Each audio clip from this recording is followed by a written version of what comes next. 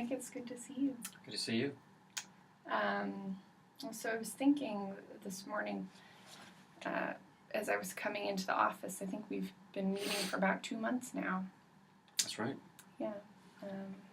You came in with a lot of questions about how to move forward with your work, after losing your faith. And first, I guess I just want to commend you for the creativity that you've really been showing in the last several sessions. It feels like you've really made some strides thinking about what you can do with your work while still being true to the thoughts that you're having. So with that said, I guess I just want to kind of check in and ask how things have been feeling for you, what it's been like to meet with me, and where you kind of see things going from here. Yeah. I mean, it's kind of been a head trip in some ways. It's new experience for me. I think, like I told you on our first session, I had never been to any kind of therapy before. Right. I had never even really occurred to me to try it out. And I also said that this is kind of outside of the norm for, my community to address, personal difficulties that people are having, in a medical or, therapeutic context. So it's been new, and weird in that way. Yeah. Not in a bad way, totally, but it's been freeing. I think, in a way that I've started to appreciate over the last couple of weeks. Particularly once we started to zero in on some, short to middle term solutions for how to channel some of these feelings that I've been having in a constructive way. So that has, you mentioned creativity before, and that's something that I am definitely feeling like it's a positive outcome out of this.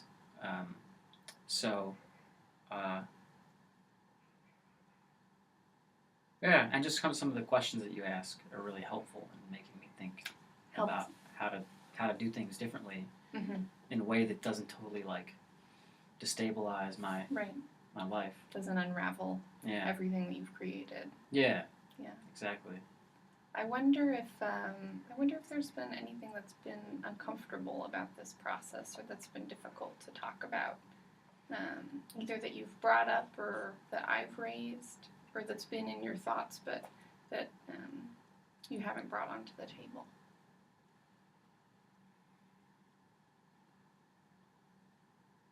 Yeah, I guess my relationship with my family. It seems like the easy part so far, at least, has been figuring out some strategies for how to rework my ministry. Because you have some freedom there. Yeah. But I guess it bothers me now that, this part of me, this kind of creative, maybe more intellectual, thoughtful part of me, isn't something that I've exercised or been encouraged to exercise within my family, within my community. So that's been something that's, I guess, kind of unsettling. And that it was the fact it was meeting my brother, my encounter with my brother, who was outside of that world, that stoked this kind of, crisis. Yeah. So it's been unsettling to sort of reevaluate the past and the way that you were relating to your family and how much was allowed for you in those relationships. Exactly. Yeah. Yeah. And I guess not just my own family, but my parents, my family growing up. You know what I mean? So what about that, social system was not allowing for that kind of free expression and creativity and then how might I have been carrying that on in my family, raising my children. Right. So there's some. It sounds like a similar kind of question in a certain way to the questions that you've been having about the way that you related to your congregation in the past and what you were nurturing in them. How do you mean? I may have misheard it. It sounded like a couple of weeks ago you were saying that what's been both interesting and difficult to think about is the way that the church has shaped but also limited parts of you, but but additionally the ways in which, in being a representative of the church to your congregation and a leader, you were recreating that environment for them. It sounds like now you're saying, there are parallels within the family. I see what you mean. Yeah. That makes sense. And I guess it seems easier for me to change in my role as minister, introduce some, new ideas and new edge. Than with my family. I can't quite say why. Yeah. But that's just. Yeah. Well, that's something we can explore if you want coming to. Up. Yeah. I mean, because I think that sort of the immediate crisis has been suspended or dealt with. That I have some, terrain to go forward on. Yeah. With continuing to do my ministry in a way that is in the way that I'm comfortable with now. So I think that that's opened up some space to look at some other things. Well, I guess just as a first question in that area, I wonder if you could tell me a little bit more about just how you see yourself within your family. What kind of a role you would say you have in relation to Karen, which we've touched on some, but it would be great to talk more about that, and also in relation to your parents and your siblings in that first kind of family environment. Well, I could start with the second one first. Sure. I mean, there were a lot of us growing up, so and our parents were always very attentive, and always provided, and I'm sure you've gotten the sense that it was a very supportive environment to grow up in. Yeah. Very close. Well, yeah, I mean, that's one thing I wouldn't say in terms of personally close. It's not, even though I think we knew we were loved.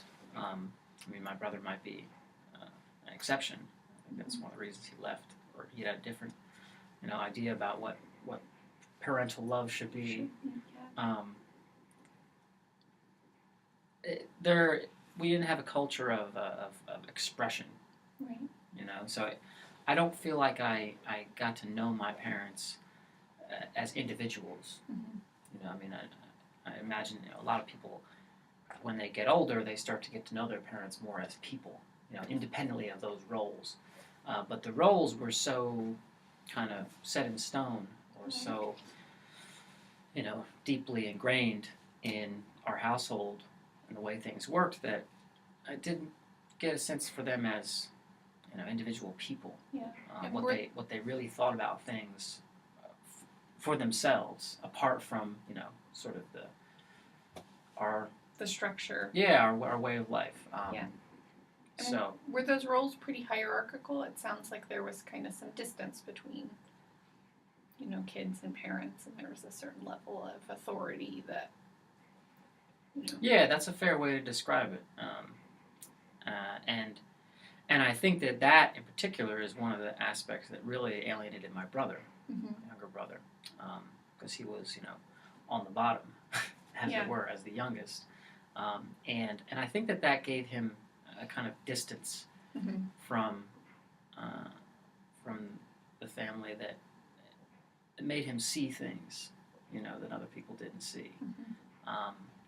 And maybe he was more perceptive than me, than most of us. and I think became more of his own person as a result. What do you think are some of the things that he was seeing at that time? Either what he's told you directly since you've been in touch again, or what he said in the past as he was sort of breaking outside the family, or things that you just speculate that he saw? Yeah, it's hard to say. I mean, particular things.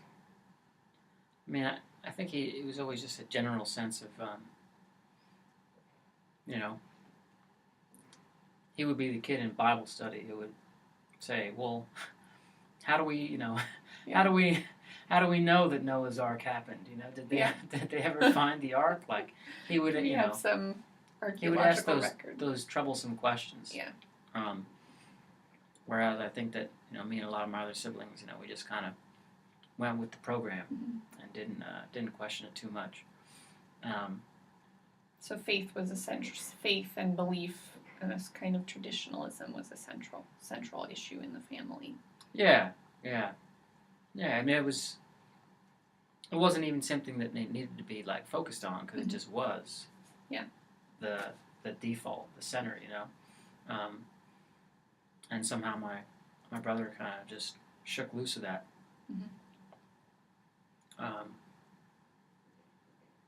But I just kind of, it's one thing that's so strange looking back on it now. I just kind of, went with the program because it was what I knew, and I was natural. happy, and it was good. It was a good kind of a healthy sibling rivalry I think we had growing up. Between you and your older brothers? Yeah. And yeah, it was just a good childhood on the whole. And what shape are those relationships taking now that you're an adult? They're still good. I mean, they're not, like I said before, that I still don't feel like I've gotten to know my parents that well as people. They're still kind of a, I don't know if guardedness is the right word, but is it a formality? Yeah, that's an excellent word to describe it. Kind of formality, a kind of politeness, and they don't live that far away, and sometimes they'll babysit the children and so on. So that's great to have that support and have the kids getting to know them to some extent. But those roles are, I think, still pretty well in force. Yeah. And do you perceive that there's a softening of those roles within any of the relationships within the family, maybe between your parents, or between your parents and other siblings, maybe your oldest brother? Is it pretty consistent? Yeah. It seems pretty consistent, I think. Yeah. From what I can tell. Yeah. And so in within the family, talking about faith, is it that what's said about that and about the church is what is expected to be said, rather than kind of personal evaluations or doubts? Exactly. Yeah. It's not, there weren't any conversations at the dinner table growing up about, metaphysical, theological debates or anything like that. Yeah. How do you feel about those conversations? Are there things that you still appreciate at this point about that way of relating? Wait, what about? About sort of saying what's expected, and saying what's known and what's comfortable to the family. Does that still feel like it has some value? It does in some ways. I mean, I guess it sounds maybe kind of funny to say, but like I think that's really good for children. Mm-hmm. I think that kind of a rock solid, supportive foundation of a worldview and values, and this is what these people do, this is what those people do, this is right, this is wrong, this is good, this is bad, this is proper, this is improper, and so on. That kind of structure, I think, is really good for young people growing up. Yeah. It can instill in them a sense of belonging, a sense of duty, sense of pride in where they come from, and so on. A lot of the things you've said you've really valued about your life that would be hard to deconstruct. Yeah. But I think that, that's appropriate for certain stages of life. Right. And there are other stages where you need to grow out of that and realize, there are different structures, there are different worldviews, there are different value systems, and so on. And, part of becoming an individual is, realizing that and then finding your own way. That's something that I really admire in my brother, that he had the courage and wherewithal to do that. Yeah. And not that, I didn't make my own way in my own way, but, I feel like that's kind of what I'm doing now. Yeah. And so, it's an issue, I guess, that is also coming up with me in terms of how I relate to my children, of how can I nudge them to, be a little more critical, a little more skeptical, a little more, a little more interesting. Yeah. As people, I guess that's the thing. That's what bothers me so much about, in retrospect now. But also, I guess something I always kind of felt under the surface maybe is it's so homogenous. It's the same old, and it's like sometimes you just want to shake people. Right. Especially when you're seeing it from the top, as you are, and you're seeing everyone kind of go through this, what might even look like a lockstep process. Yes. So that's the two sides of it, I think. On the one hand, there's all these good things that can come out of that kind of a upbringing, that kind of a community. Right. But if it's not, detached from, then it's, it can become unhealthy and limiting and imprisoning. I mean, in some of my research that we talked about on other blogs and so on, I came across it was a blog by it was a review of a book by a Buddhist atheist, and he was talking about this quote that was allegedly from the Buddha. The Buddha said, "If you meet the Buddha on the road, kill him." Mm. And the author was unpacking the quote, saying that that one of the Buddha's principles was that don't get attached to my teaching. Don't turn it into this system of absolute rules. Right. It's like and they use the image of a raft. The different Buddhist traditions are vehicles or rafts. If you find a raft that helps carry you across a river, you wouldn't pick the raft up and then keep carrying it on your back mile after mile. You would leave it because it had served its purpose. And so that kind of just seems so commonsensical. Right. And I guess that's... So it might be a very different orientation for some who view the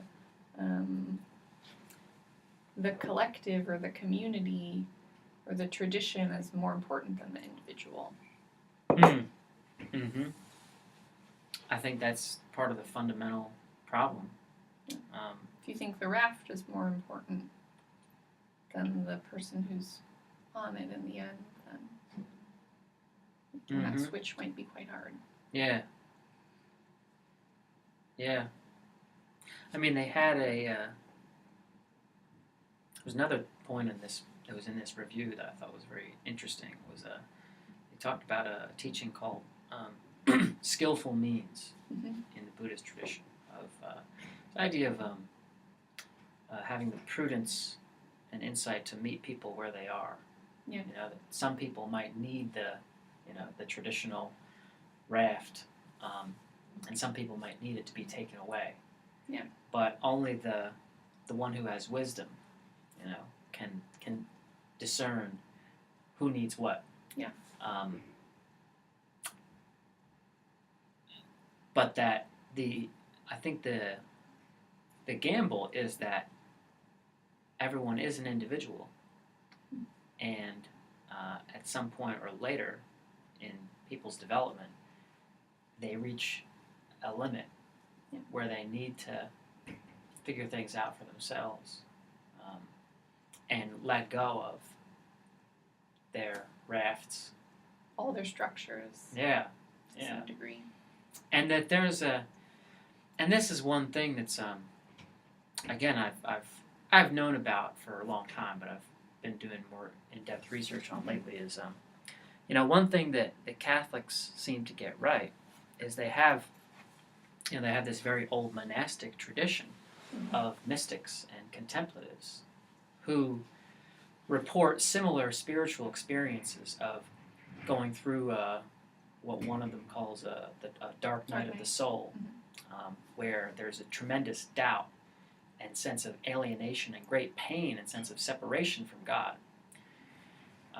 and even doubt that God is there, but that is the prelude to a very powerful kind of mystical realization, but that you need that period of the wasteland to have a deepening. Mm-hmm. Because and then the other side of that too is that the person realizes that how they were picturing God before, and how their community was picturing and trying to relate to God before was immature, and was more a product of their own needs and their own fears and insecurities. And so there's that through this process of doubting God and doubting the tradition and letting go, one eventually becomes related to God in a more mature and more intimate way. Yeah. But that is, that's pretty heavy stuff for a congregation, Well, I think a theme in what you're saying about this tradition, your own spiritual journey right now, and also looking both at your children and also, as you mentioned in our last session, thinking about youth members of your congregation as development. And I mean, it's a heavy subject in one way, what it means for a whole community to develop spiritually. Yeah.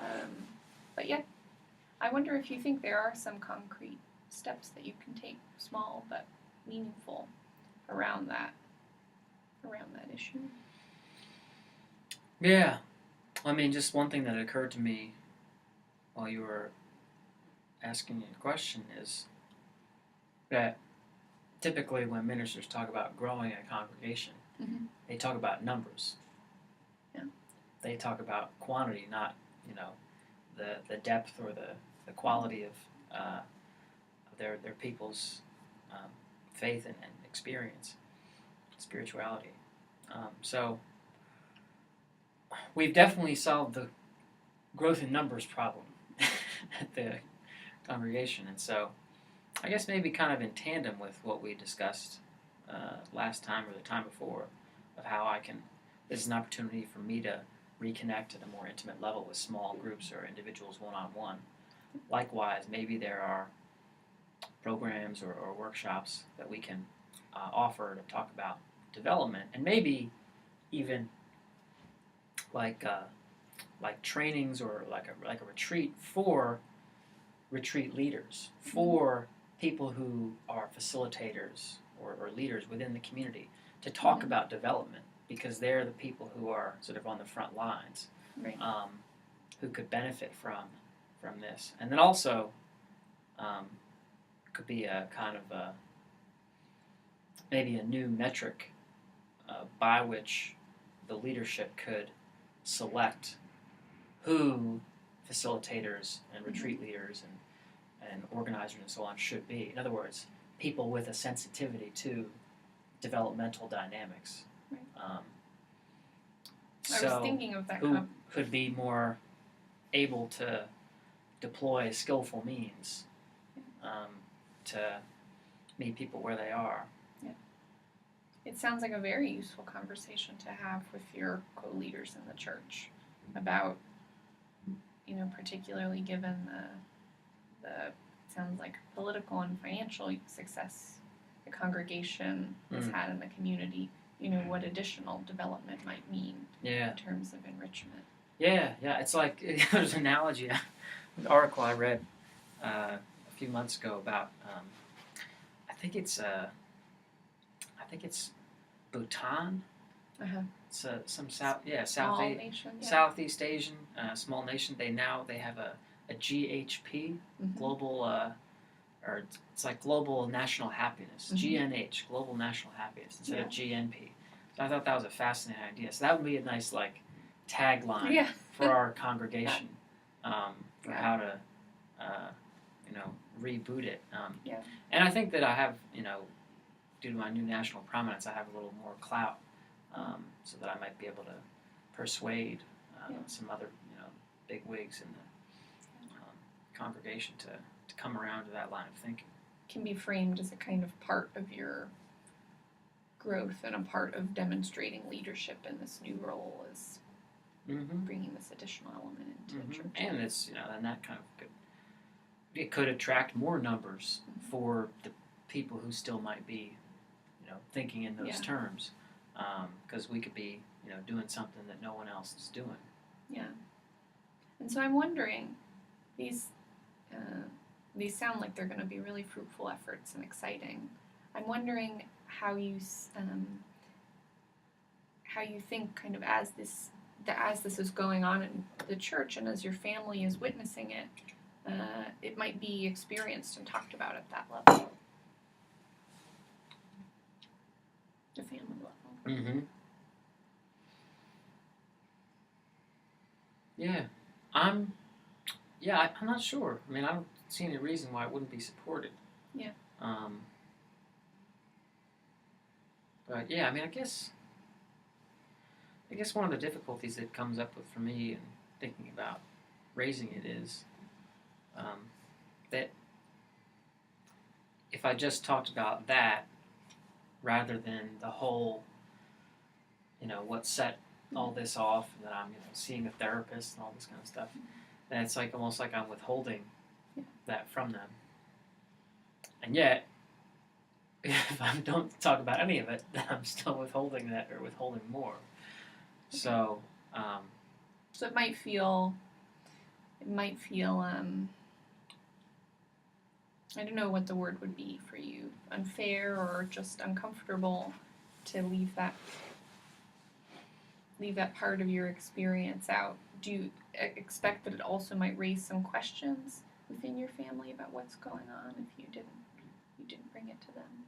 Yeah. But then, I could also see myself easily parrying those questions by saying, now I have a national, recognition and profile, and it's ideas that I got from this conference that I was out in San Diego and so on. So it would be easy for me to circumvent that direct confrontation with them. Do you think there would be some benefits to taking that approach? Yes, in that it could kind of gradualize my revelation to them of changes that I'm going through in terms of my faith life. So that later on, I might reveal more about what sparked this new orientation in my ministry. And a limitation would be, it sounded like you were saying that it would feel like you were withholding. Yeah. Well, Nick, I think we have to stop for today, but I think we've reached a really useful point, and so why don't we both just kind of think about continue weighing, what can really be brought up in your family right Mhm. now, and what are some of the pros and cons of taking How to different have those approaches. conversations. Yeah. Okay. Okay. Thank you. All right. I'll see you next week.